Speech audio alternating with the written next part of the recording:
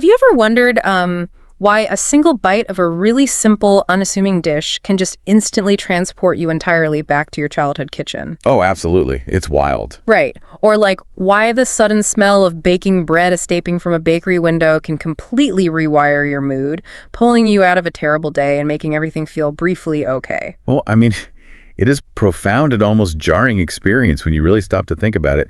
We walk through life mostly assuming that food is just fuel, right? Yeah, exactly. Just calories. Exactly. It's just something we consume to keep the biological machine running. And then, completely out of nowhere, a specific aroma hits our senses, and we are completely at the mercy of our own memories. Our brain is essentially hijacked by an invisible chemical compound. Hijacked is like the perfect word for that. Welcome to English Learning Podcast for daily life, real conversations, and easy listening practice. Today, we are diving deep into the psychology of our plates. We really are. It's a huge topic. It is. We are looking at the intricate, often kind of hilarious ways that flavor, memory, and emotion all intertwine. But more importantly, because we know a lot of you listening are constantly refining your language skills, we are using this exploration as a vehicle to upgrade how you express these complex feelings in natural English. Right, because nobody wants to sound like a textbook when they're talking about dinner. Exactly. So we have exactly 4 key points we are covering today. First, the emotional connection to food. Second, the exact, precise vocabulary native speakers use to describe taste. That one is so important for English learners. It really is. Third, we're looking at the chaotic reality of cooking and failing at cooking. And fourth, a complete masterclass in upgrading simple sentences into advanced natural phrases. And listen, stick around, because if you stay until the end, we have a very special bonus lesson. Oh, yes, the diplomatic survival skill. Yes. We are going to teach you how to politely say you absolutely hate someone's cooking without, starting a massive family argument. It is a vital tool for any dinner party or holiday gathering where you are held captive by a well-meaning but terrible home cook. I have needed that skill so many times. But before we get to the dinner party disasters, let's start with the comfort of being alone. Let's unpack our first key point, the psychology of comfort food. Because right off the bat, there is this massive divide between eating to keep your body moving, like eating for fuel, and eating for emotional support. Yeah, the research highlights a brilliant universal example of emotional eating, which is pizza. Oh, pizza, the absolute best. It really is a brilliant entry point into this discussion. When we look at comfort food, we are really looking at cognitive load. And cognitive load is basically the amount of mental energy you're expending at any given time. How much your brain is juggling. Exactly. When you are exhausted, your cognitive load is maxed out. You do not want to make decisions. So pizza is the ultimate low cognitive load food. It is entirely 100% dependable. Okay, let's unpack this. Let me push this into an analogy.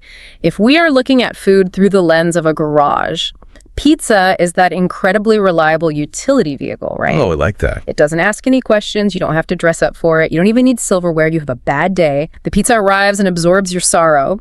You have a good day. It acts as the ultimate celebratory feast, a lazy evening in sweatpants.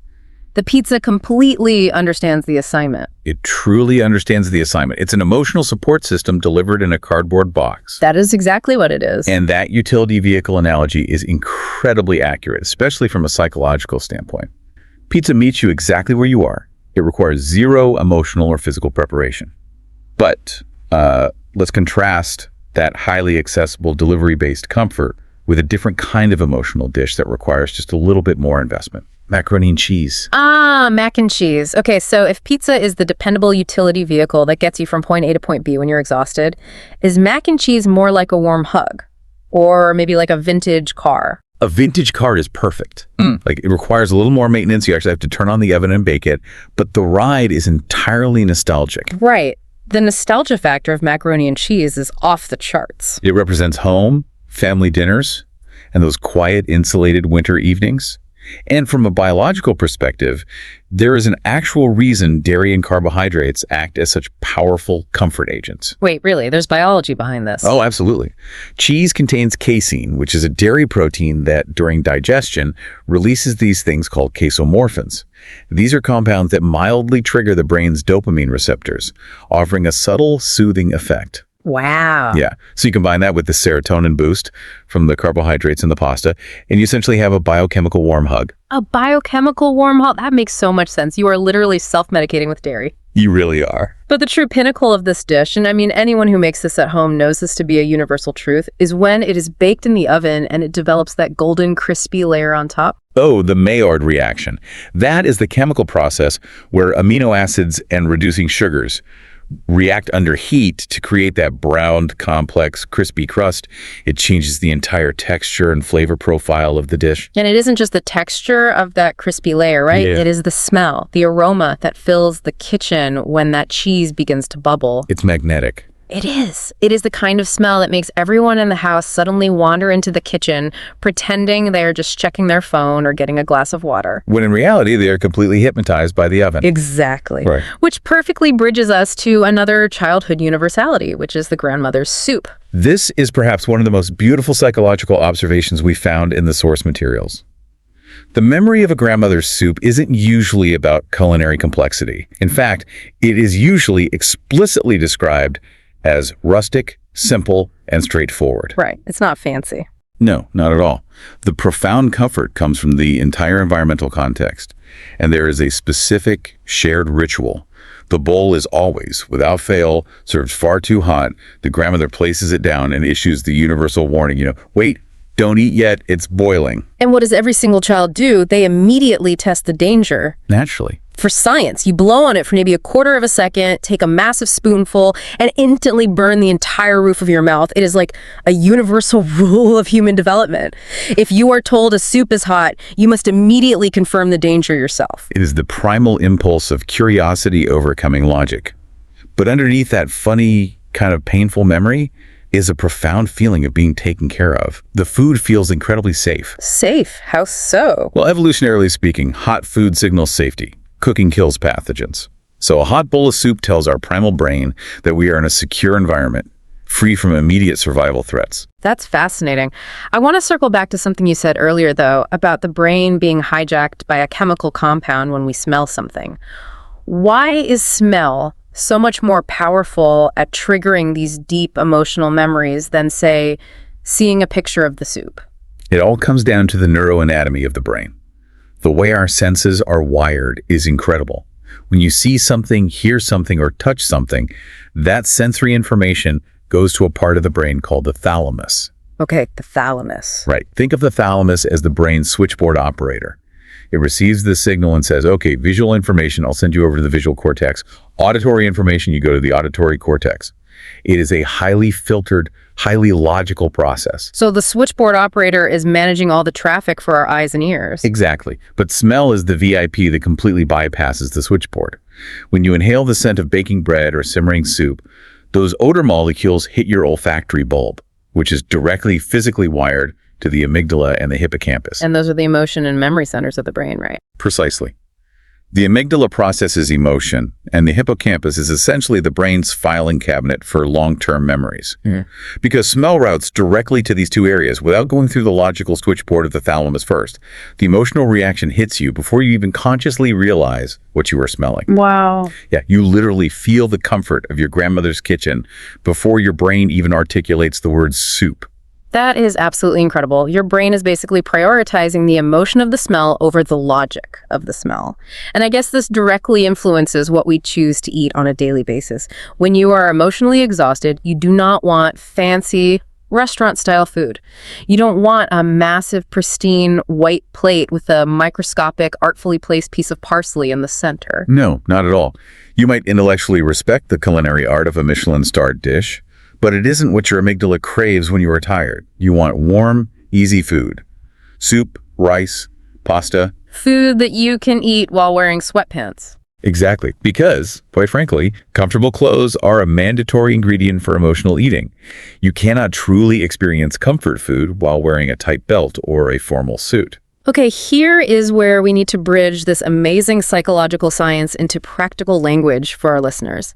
We have all these incredible concepts, cognitive load, emotional comfort, olfactory memory, but how do we talk about them in English without sounding clinical? Right. We don't want to sound like scientists at the dinner table. If we are aiming for that sophisticated, fluent level of conversation, there are two crucial words we need to master right here: appetite and aroma.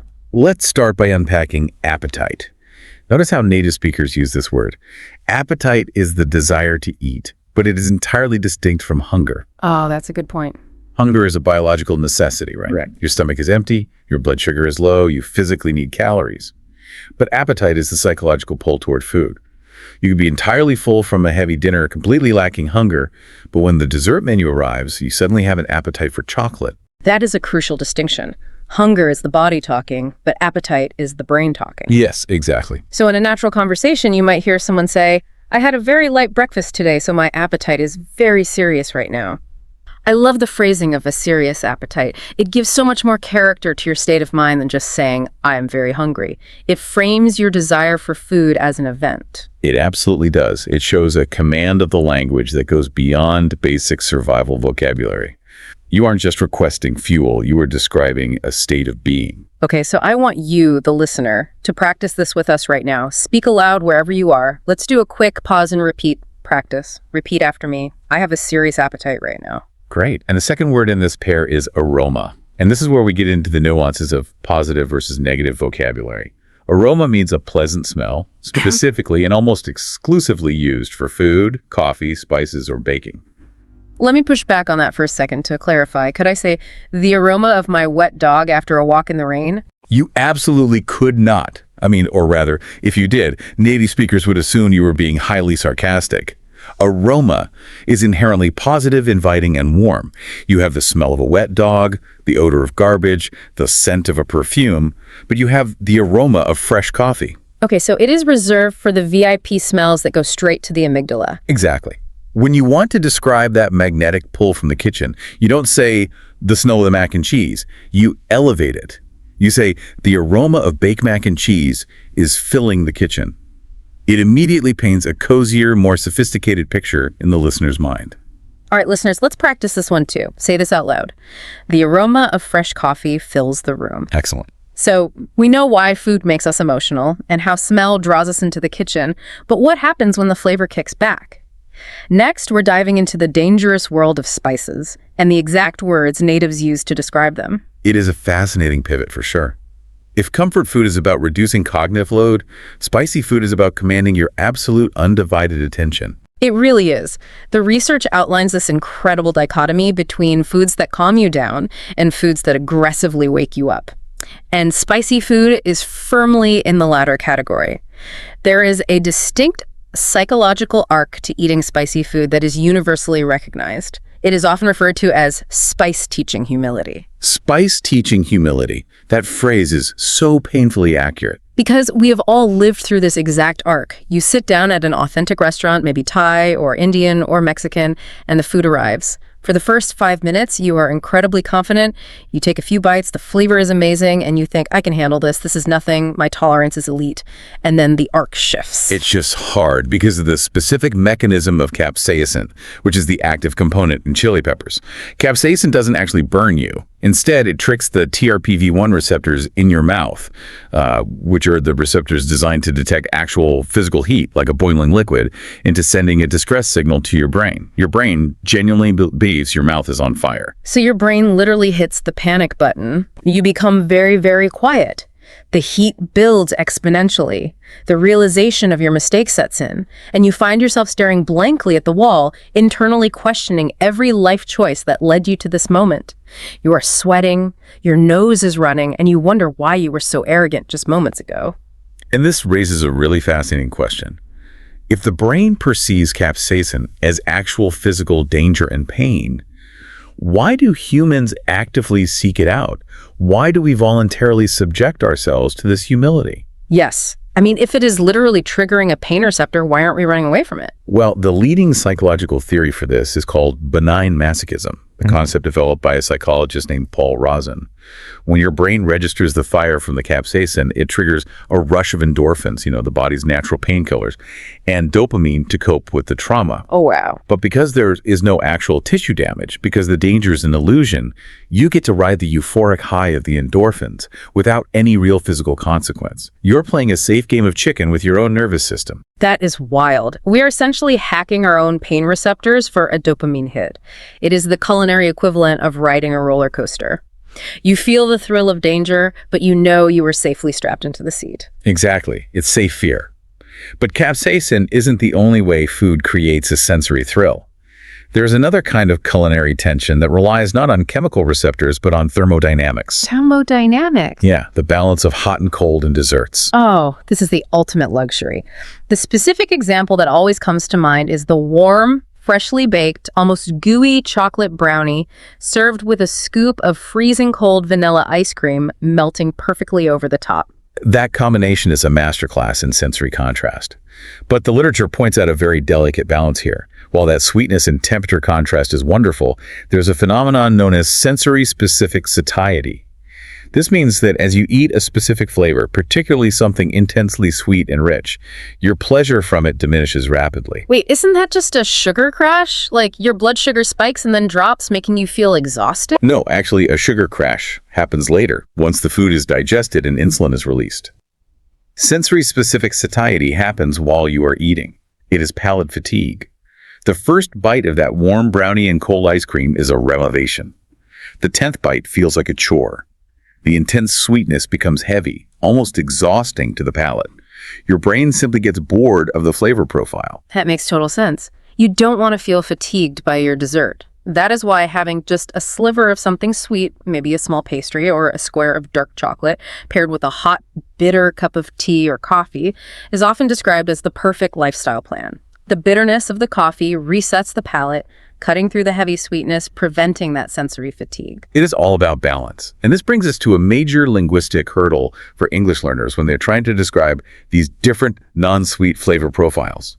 Language experts frequently note a very specific vocabulary plateau. When trying to describe food that is not sweet, things like pizza, a rich noodle dish, a deep stew, or a sharp cheese, many learners automatically, almost reflexively, default to the word salty. Right. They will say, I want something salty for dinner. And as a native speaker, when I hear salty, I immediately think of potato chips or heavily salted pretzels, or maybe drinking ocean water. I don't think of a rich, complex mushroom risotto. Precisely. Sometimes a dish isn't heavy on sodium at all. It is just rich, hearty, and full of depth.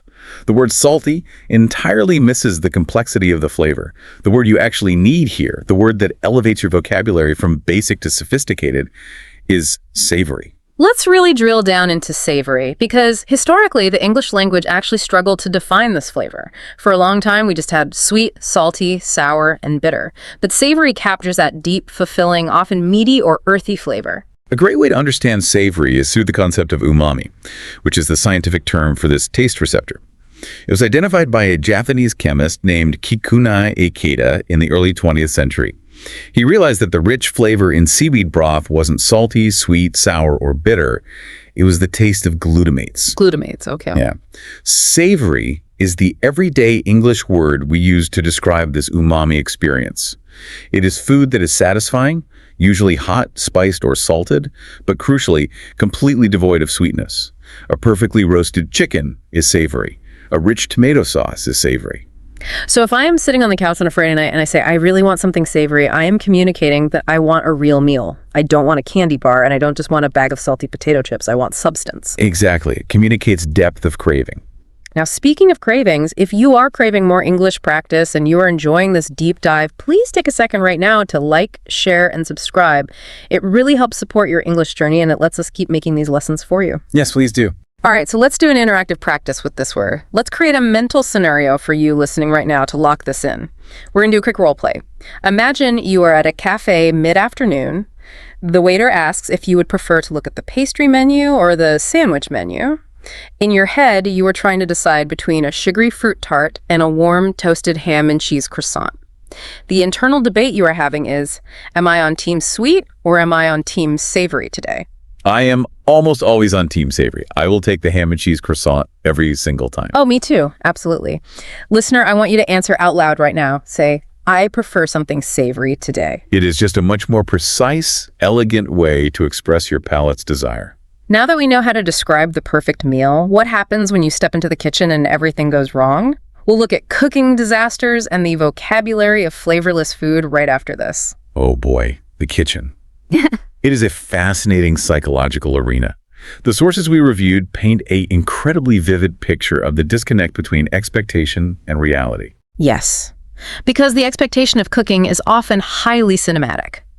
Thanks to cooking shows and social media, we imagine ourselves gliding through a pristine kitchen.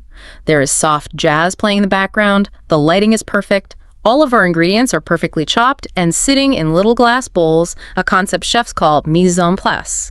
We feel like artists in a studio. That is the Pinterest fantasy.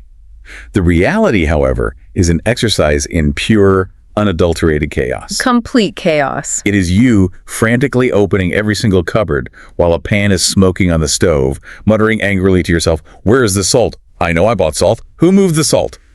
You are sweating, the dog is under your feet, and the fire alarm is threatening to go off. It is the stark contrast between the romantic idea of a process and the logistical execution of it. From a psychological standpoint, cooking exposes how we handle stress and executive function. Some people possess the executive function to open a refrigerator, look at a random assortment of ingredients, half an onion, some leftover rice, a lonely tomato, and seamlessly synthesize them into a coherent, beautiful meal. And then there are the rest of us who look at those exact same ingredients and just feel a profound sense of despair. But the real danger in the kitchen isn't despair. The real danger is unearned confidence. The Dunning-Kruger effect in the kitchen. Oh, the Dunning-Kruger effect is the cognitive bias, where people with limited knowledge or competence in a domain greatly overestimate their own abilities. And nowhere is this more prevalent or more immediately punished than in home cooking. This reminds me of the most tragic yet hilarious anecdote from the research, the story of the spicy pasta. It perfectly encapsulates this culinary hubris. The story goes that a home cook is making a pasta dish. For the first 20 minutes, they are diligent, they're reading the recipe, measuring the ingredients. Everything is going according to the cinematic fantasy. But right at the climax of the cooking process, they become dangerously overconfident. They experience a surge of ego, they look at the measuring spoons and decide, I don't need these, I am a natural, I feel the food. I feel the food. It is the most terrifying sentence a novice cook can utter, because in this specific scenario, the cook decided the pasta needed a little kick.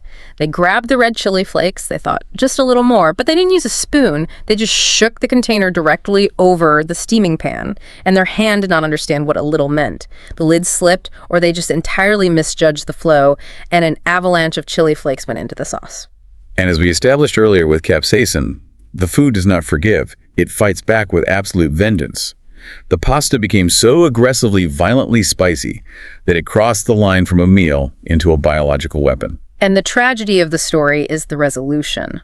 In order to physically survive eating the dinner they had just spent an hour making, they had to mix the hot, savory pasta with cold, plain yogurt. Which, chemically speaking, was their only option. Capsaicin is fat-soluble, not water-soluble. Drinking water just spreads the fiery oil around your mouth. The casein in the dairy of the yogurt acts as a detergent, binding to the capsaicin and pulling it away from the pain receptors. So the science was sound, even if the culinary outcome was entirely tragic. Pasta with yogurt, a dish born of hubris and desperation. But as chaotic and funny as the chili flake disaster is, there is an even sadder, more insidious scenario that happens in kitchens every day. And that is a tragedy of a dish that looks absolutely flawless but has zero personality. Ah, yes. The beautifully executed, completely flavorless meal. This is a very specific type of social terror. You invite guests over, you serve a dish that looks like it belongs on the cover of a magazine, the colors are vibrant, the plating is symmetrical, your guests take a bite and the room goes completely silent. And then the polite lies begin. The guest chews thoughtfully, swallows, and says, it's nice. And then they immediately, desperately reach for a massive glass of water to wash away the disappointment. That tiny pause before the word nice tells you the complete, devastating truth. Nice is the linguistic equivalent of a participation trophy in cooking. It means nothing. And the root cause of this tragedy usually comes down to one single, fundamental misunderstanding of chemistry, which is the fear of salt. Let's unpack this fear, because it is so common. People think adding salt just makes food salty. But salt is actually an extractor, right? Exactly. Salt is arguably the most important chemical compound in your kitchen. Through the process of osmosis, salt draws moisture out of the ingredients, which concentrates their natural flavors. It also suppresses bitterness, which simultaneously enhances the perception of sweetness and umami. When you undersalt a dish because you are afraid of it being unhealthy or overpowering, you aren't just missing salt, you are locking all the natural flavors inside the ingredients. They remain muted. Here's where it gets really interesting. Confidence is actually an ingredient. If you lack the confidence to season the food properly throughout the cooking process, the food essentially remains asleep. You are serving a sleeping tomato. That is a great way to visualize it. What's fascinating here is how a simple potato proves the power of flavor. Think about a completely plain, unseasoned, boiled potato. It is just wet, hot starch. It is fuel in its most depressing form. Exactly. It has texture, but no voice. But if you take that exact same potato, cut it, and apply heat, fat, and a confident proper mix of salt and pepper, you fundamentally change its identity. The salt extracts the potato flavor, the heat crisps the exterior, and suddenly it is an irresistible, savory experience. The potato didn't change. Your confidence in manipulating its chemistry changed. Which brings us perfectly to the essential vocabulary we need to describe the specific cooking reality. If we want to move beyond basic words like good or bad, we need the exact English terms that native speakers use to judge food. And those two crucial words are bland and seasoned. Let's start with bland. Bland is the word you use to describe food with very little flavor, no personality. It isn't spoiled, it isn't burnt, it isn't necessarily bad in a dangerous way.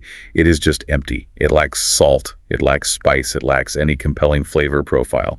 It is a soft, disappointing word for a soft, disappointing experience. To challenge that for a second, is bland always a negative thing? What about something like plain white rice? That is a brilliant nuance. White rice is inherently bland, but in that context, its blandness is a functional feature, not a flaw. It is a blank canvas meant to absorb the intense, aggressive flavors of a rich curry or a spicy stir-fry. But if the main course itself, like the curry or the roast, is bland, that is a culinary failure. For example, you might say, I once made a dish that looked beautiful but tasted completely bland. Listener, let's practice this. Repeat after me. The soup was a little bland. Perfect. And the absolute opposite of bland is our next word, seasoned. But seasoned doesn't just mean spicy, right? Right, people confuse that all the time. Correct. Seasoned means the food has been cooked with enough salt, spices, and herbs to maximize its flavor. Sometimes the difference between boring food and delicious food is just proper seasoning. A perfectly seasoned dish is balanced. You don't necessarily taste the individual salt crystals. You just taste the food in high definition. So in a conversation, instead of saying, this tastes very good, you can elevate your English by saying, this dish is perfectly seasoned. It shows that you don't just appreciate the food, you understand the mechanics of why it tastes good.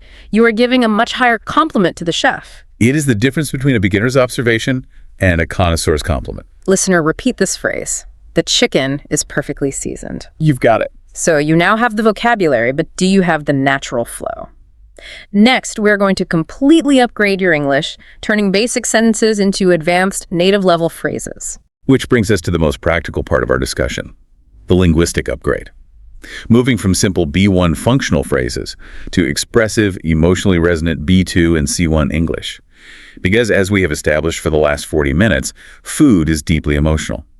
Basic robotic sentences simply do not carry enough emotional weight to do the topic justice.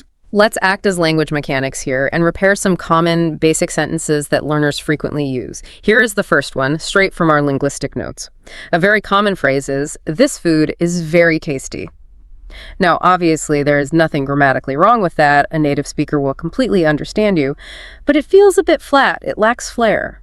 It is functional, but it doesn't evoke any imagery. To sound more native, more invested in the meal, you want to describe the depth of the experience. Instead of, this food is very tasty, a native speaker is much more likely to say, this dish is full of flavor, or the flavor profile is amazing. Full of flavor. I love that. It implies that the food is practically bursting with life. Okay, here's the second one, and this is a massive, incredibly common trap for English learners. The basic sentence is, I like this food too much. Oh, this is a crucial correction to make because it involves the pragmatics of the English language. Grammatically, I like this food too much is perfectly constructed, but culturally and linguistically, it sends the wrong message. In English, the phrase too much almost always implies a negative excess. It implies a burden. Right. If I say, I work too much, or it is raining too much, it is a complaint. So if you say, I like this food too much, you are subtly implying that your enjoyment is a problem. It sounds like a lament, like you are angry about how many calories you are consuming. Exactly. You're communicating regret, not joy. To express overwhelming, positive enjoyment, you need to swap the qualifier. Instead of too much, a native speaker would use an absolute modifier. Yeah. We say, I absolutely love this dish. Or you use a noun phrase, I'm a big fan of this food. It is friendly, it is unequivocally positive, and it conveys the exact right emotion. I'm a big fan of this pasta. It sounds so conversational and warm. Let's look at a third example, and this one ties back to our earlier discussion about grandma's soup and memory. A learner trying to express this might say, this food makes me remember my childhood. Again, perfectly understandable, but it feels a bit clunky, almost like a literal word-for-word translation from a different language. It feels mechanical. The smooth native upgrade here relies on a specific phrasal verb. Reminds me of, instead of makes me remember, you say, this food reminds me of my childhood. Or even simpler, this dish reminds me of home. The phrasal verb reminds me of is the secret weapon of native speakers. It does all the emotional heavy lifting. It implies an involuntary nostalgic pull. It is such a beautiful phrase. The aroma of this coffee reminds me of my time in Paris. It instantly paints a picture. Now, the final upgrade regarding what we want to eat, the basic sentence we hear constantly is, I want to eat sweet. The problem here is treating an adjective like a noun, and again, lacking emotional depth. I want to eat sweet is a biological demand. To sound natural, you want to express the psychological desire. We use a fantastic idiom for this. Crave. You say, I'm craving something sweet. Or if you want a slightly softer, more casual phrase, I feel like having something sweet. To crave something means you have a powerful, specific, almost nagging desire for it. Your brain will not let it go until you eat it.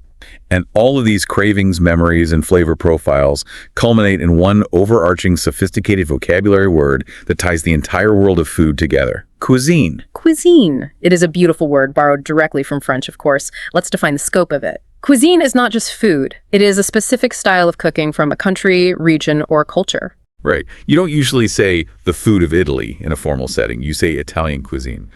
And it encompasses everything from the earth and climate where the ingredients are grown to the history of the people who developed the recipes. Italian cuisine implies the tomatoes, the olive oil, the basil, the pizza, the pasta, and the centuries of tradition behind them. The research notes give some fantastic, evocative examples of this. They highlight Indian cuisine, which isn't just one flavor, but an incredibly vast tapestry of complex curries, vibrant spices, diverse rice dishes, and incredible street food snacks. Or Arabic cuisine, which brings to mind the rich aroma of grilled meats, the smooth texture of fresh hummus, and bread baked in high-heat ovens. The literature makes a profound anthropological point about cuisine. It suggests that trying different cuisines is essentially traveling without going far. It is a form of cultural tourism that happens at your dining table, because a culture's cuisine tells a story about its people. When you eat their food, you are learning about their celebrations, their comfort, and their concept of hospitality. I absolutely love that framing. Food as a proxy for travel. So let's take all of this, the emotional weight, the upgraded phrases, the concept of cuisine, and ground it in a mental exercise. I want you, listening right now, to imagine you are at a dinner party. It's time for a role play scenario. The conversation turns to travel and food, and I turn to you and ask a question. If you had to eat one cuisine for a month, what would it be? It is a great test of vocabulary. In our notes, one participant had a very practical answer. They chose Italian cuisine because it is incredibly consistent and versatile. Another chose Mexican cuisine because they are a big fan of savory, perfectly seasoned dishes with a lot of heat.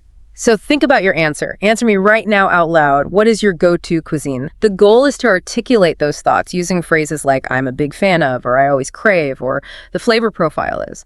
When you do that, your sentences are growing, just like our appetites. You are bridging the gap between what you feel and what you can say. Be confident when you speak. And building that bridge, creating that speaking confidence, is exactly the goal of understanding these deeper mechanisms of language and psychology. Which perfectly sets the stage for the final and undoubtedly the most delicate part of our journey today. We promised you a bonus lesson at the very beginning of the show, and it is time to deliver. It is time for a masterclass in diplomatic English.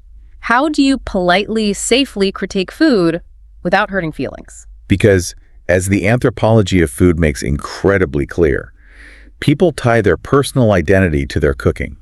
It is a vulnerable act to cook for someone.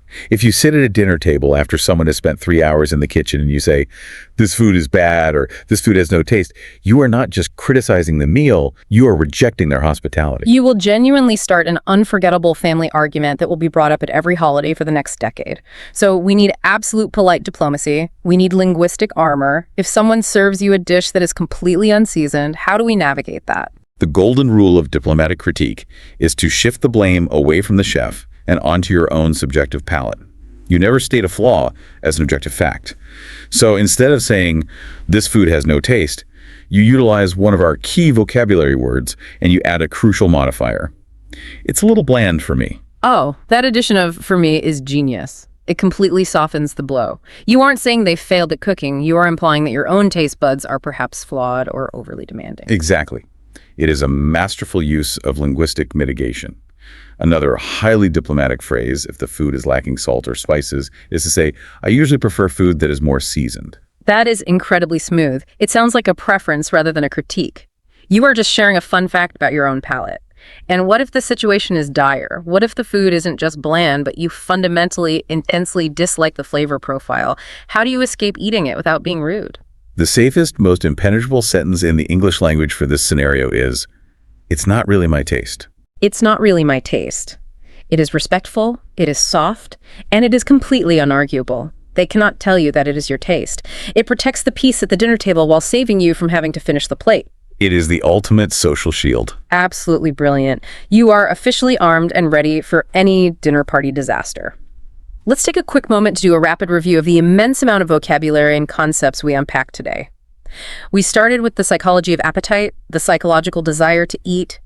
We discussed the neurobiology of aroma, the pleasant smell of baking or coffee. We explored taste profiles, defining savory as the deep, umami-rich flavor that is salty or spicy, but not sweet.